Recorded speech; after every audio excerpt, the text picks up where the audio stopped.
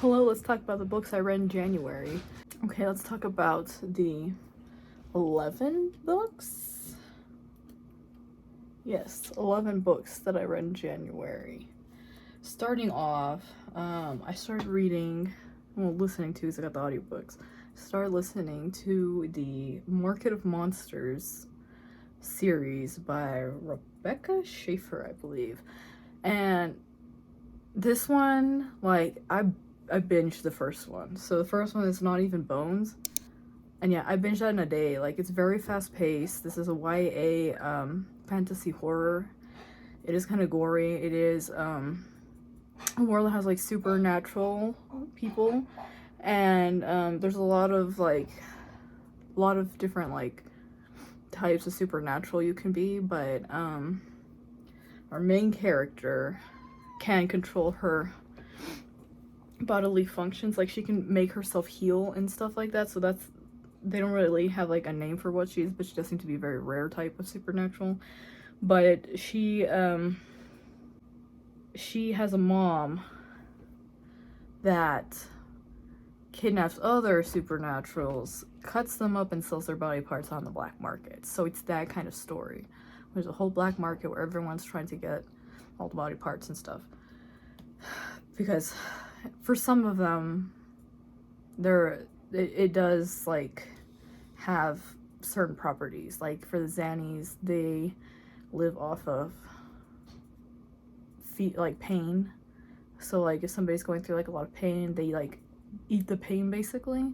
But in turn, like grinding up their bones or something like that does make it does work as like a medicine to treat pain. So there's stuff like that going on, and so that's why there's like a whole black market for this, where certain supernaturals are hunted for their body parts basically. So it's real messed up. Our main character, her mom gets a supernatural guy that she thinks is gonna get her like a lot of money and all this, and then normally when her mom brings them to her, she's just cutting them up like they're already dead. This guy, her mom brings a live guy home, and that's where like she can't do it. She can't deal with it, so she does end up letting him go. And then that's where like the whole story starts, because then after that she's basically on the run, and it turns into this whole thing. Like, she gets sold into the market herself. Somebody lets it out of the bag that she has this ability, and so now, you know, nobody actually knows what her body parts could do, but they sure want to find out. So this whole series is about her like running from the black market basically, but and you know, finding where her moral limits are. So but anyways, so the first book, I binged it. It's very fast paced. 5 stars. I gave 5 stars. Like, it was the first book I read 2025, and we started off strong, so that was 5 stars. And then I immediately got the second one, and I gave that one 4 stars, just because I feel like, you know, she's not stupid, but that doesn't mean she doesn't necessarily do things that are a little bit dumb. So like, there's the easy solution that she could just do, but instead she has to do things the hard way because she wants vengeance. Like, she's doing too much in my opinion. So anyways, the second book got 4 stars because I felt like she's just trying too hard now to get vengeance. So then the next book I read, which this will be out in a vlog soon. So this Voyage of the Damned, this one's like a murder mystery where they're all on a boat though. So they're all on this like big boat, and they're all representatives of their different provinces, and there's like 12 different provinces, and each province is represented by like a different animal. So like the main character, I would say, he is from the fish province, so he has like, I guess, like fish characteristics. Like, he has white hair, and like just like they all have like different traits based on which animal it is. So anyways, he's on the boat with the different representatives, and there is like definitely a class division. Like, some provinces are rich, and so, you know, it's going to their head and they think they're better than everybody else, namely, you know, the poorer provinces like his. So they're all kind of mean to him. The rich kids, there's the rich kids and then the poor kids, basically. And they're all kind of mean to him. And they all have blessings, which that's what I guess sets them apart from like the normal populace. They have blessings that are like passed down through their family, and they use like, depending on what it is, some of them have abilities that help the province, some of them the abilities just there, but anyways, they call them the blessings, and that's kind of what sets them apart. But anyway, so they have powers, basically a power, and depending on which province, well, it doesn't even matter the province because it has to do with them specifically, like the power that they get. Like it's complicated, but they explain. But anyway, so this is a murder mystery because somebody on the boat is killing off the representatives. It's just like one by one, and so like the whole book is trying to figure out like who the murderer is, why they're doing this, and all that. I mean, you do get the answers. Like, this is a one and done book, as far as I know. It's not a series, but I ended up liking this a lot more than I expected.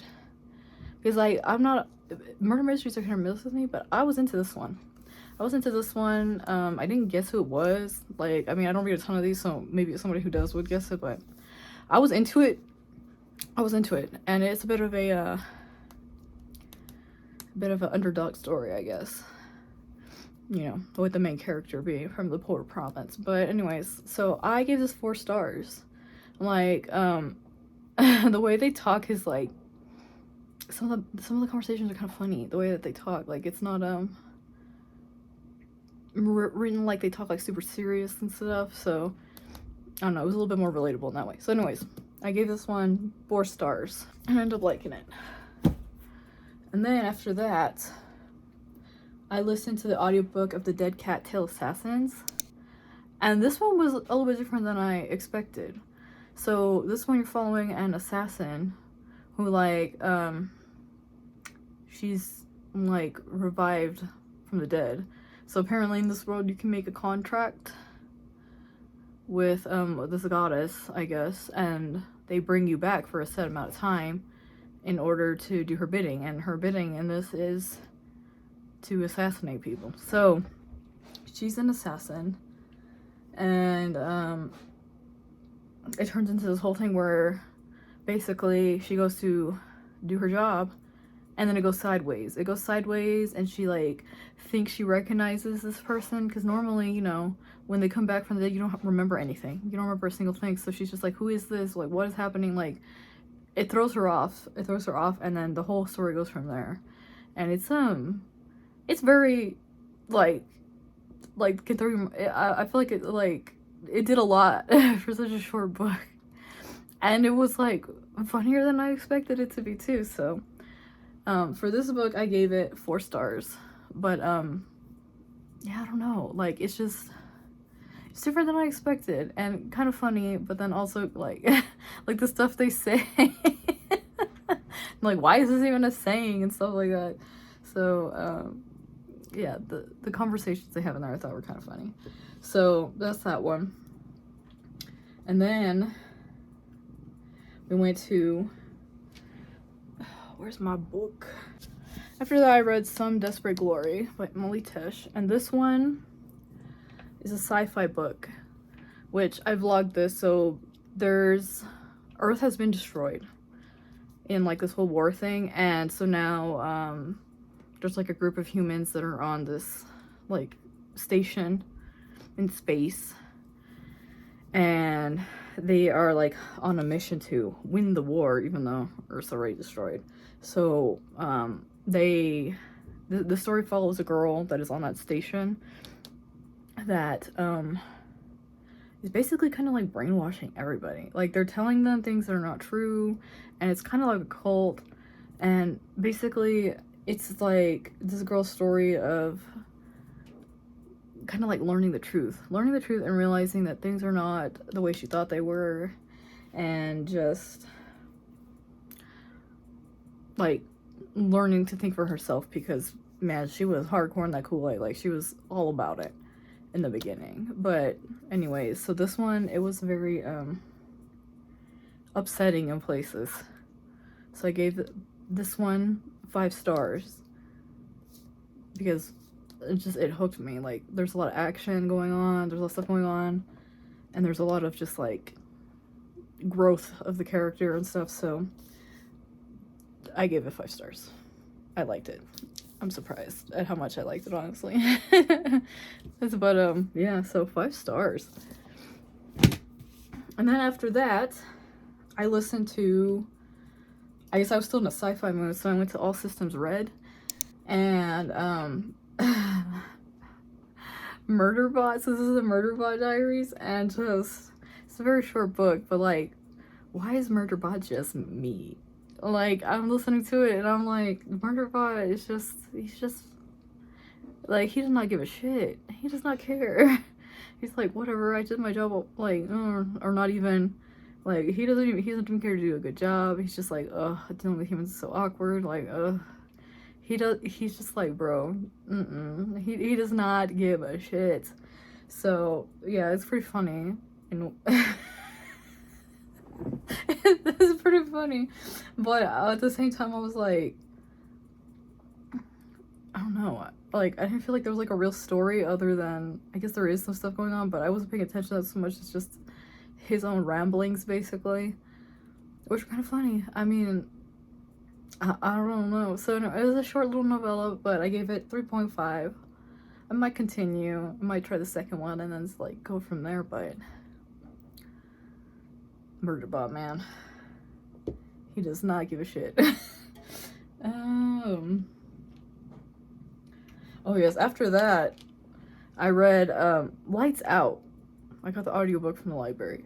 And I listened to Lights Out, and this was supposed to be like, I thought it was gonna be like a dark stalker romance. It's a stalker romance.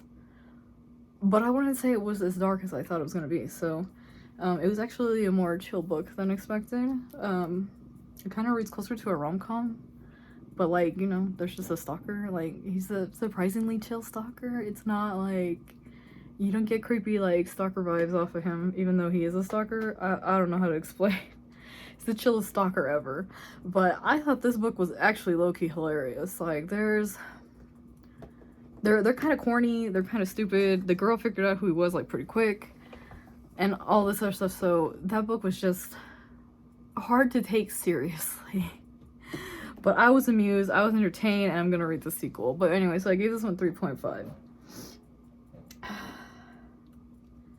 After that, I had an arc of Water Moon, so I read that. And this book, I got this is the Illumicrate, I believe. Illumicrate edition, yes. And this book is gorgeous. Like, the settings are so pretty, everything, like, it's so magical and everything. And it's very Studio Ghibli-esque, but at the same time, they kind of threw shade at one part at Studio Ghibli. So, but this book had me in my feels. It was so emotional. Like, it takes you on such a roller coaster. There's like a sense of melancholy through the whole book. Like, everything's darker than it seems, and just this one, like, I almost cried at the end, or like I was tearing up at least a little bit. It was just, this is an emotional read. But then you know, lots of magic. It's very emotional, but then there's lots of magic. And so the story is about this girl that has a pawn shop where she works with her dad. And so through that pawn shop, you can sell your regrets. Basically, they'll take your regrets and then they give you some tea and then they like purchase it from your brain, and then you just move on with life. So they're taking those from people, but then you see throughout the book like what they use that for, and like the whole world that she's a part of, because that pawn shop is like a magical pawn shop, right? She can't leave into like our world. She has to stay in her world, otherwise she'll disappear. And so there's a whole thing that happens where her dad gets, like, her dad disappears one day, and then she goes on this whole adventure to find him. And so that's the story. But I gave this one 4.5. It's very close to 5 stars for me. But yeah, This book is very anime. It's very anime coded. So if you like anime, if you like those like animes that'll make you cry, there you go. Anyways, so after that, I read The Midnight Prince on my Kindle, but this one was a Cinderella retelling, but it was just okay. Like, they're fae in this one, and so they also have like different magic, and so his magic, the prince's magic, is that like his whole arms get covered up in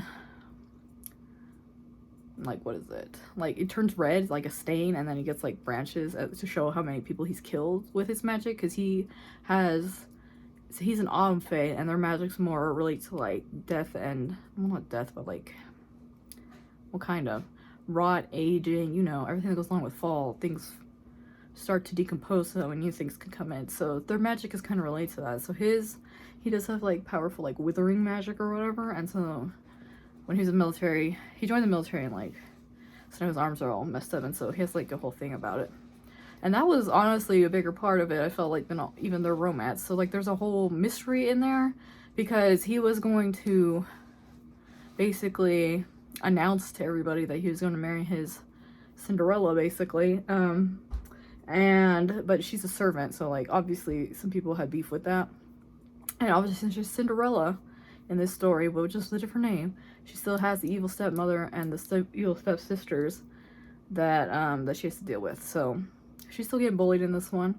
And basically there's a whole mystery of like who erased her memories, because whenever they were going to go and make this announcement, she was supposed to show up to the ball, but like she has a memory of him telling her like, I could never marry you, blah blah blah, basically breaking up with her. And then, but he doesn't remember that. He's just like, why'd you just like disappear? And so basically that all happened in the past, and then we start 7 years later trying to figure out what the heck happened. Or yeah, I think it was 7 years, but it's years later, and they run into each other again, and she's just, and then they finally talk and realize that like somebody messed with them, and so it's like a bit of a mystery. But I don't know, I feel like the pacing of this was a little bit off for me. Like, they spent more time on stuff that I didn't care about versus like the plot, which I wanted more of. So this one I ended up giving 3 stars. It is part of a series of retellings though, so I might give the other ones a shot. I think I do have another one. This is one that I got in one of the Stuff Your Kindle events, so you know, it's not bad. It's not bad. I just thought the pacing was weird. But anyway, so 3 stars. After that, I got the audiobook of Onyx Storm from the library, and I didn't like it. I didn't like it, and I'm done with the Empyrean series. Okay, I did vlog this, so you can see that in my vlog. It's already posted, but I did not care for Onyx Storm. So, Fourth Wing I was into. Iron Flame, that's when I started questioning it. I was like, I don't know if I want to continue with this series, because after that, I thought the main characters, Violet and Zayden, were just getting, their relationship was getting so freaking annoying. I'm like, at this point, I don't care anymore. I just want to know about the dragons. Like, they've already established their relationship is whatever. Like, I just want to know more about the plot, right? The way it ended kind of put me up to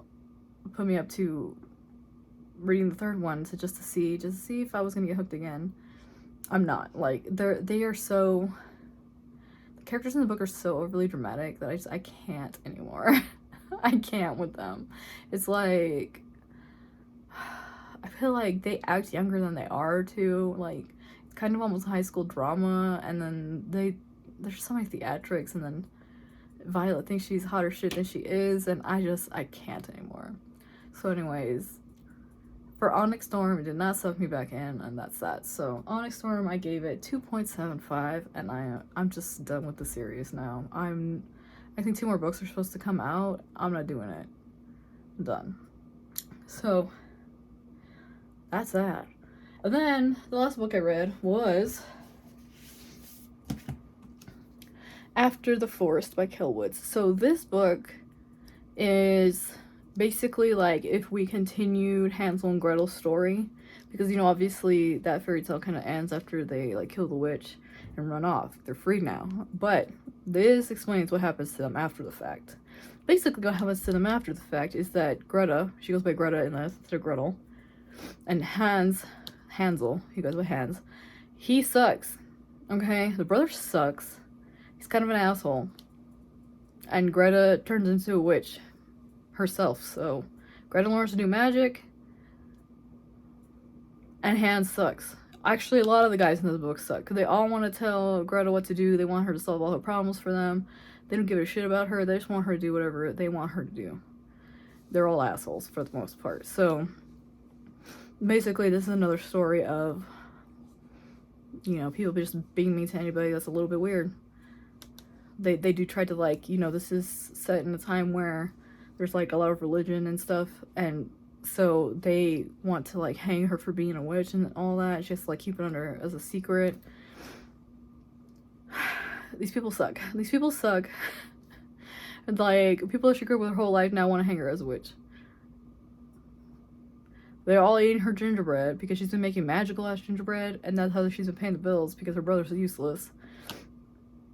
But now they want to hang her for being a witch. So I'm just like, she didn't hurt nobody, but all of a sudden, everybody wants to blame her for the problems. So, yeah, I'm just like, these people suck. Everybody in this town sucks. I don't like anybody in here except for Greta and, like, the other witch. There's another witch in here that she learns from. But there's a lot of shitty shit in here. But I gave this a 3-star just because I feel like it's similar stuff I've already read. Like, you know, I've already read a ton of stories where we want to burn the witch, or we want to burn the lady that's different. For being a witch, you know, you're different, they call you a witch, they burn you. That's it. She's been through some shit, nobody wants to marry her. Even though all these guys have problems, that she don't have any problems if she didn't have them. But they want to come around and cause shit. So, anyways, yeah. 3 stars, because most of the people in this book suck. So, that's that. And there you go, that was the last book that I read in January. So, for the most part, it's actually overall probably a pretty good month for reading. Got a few 5 stars already. It's pretty nice. So, anyways, we'll see how February goes. Catch y'all next time.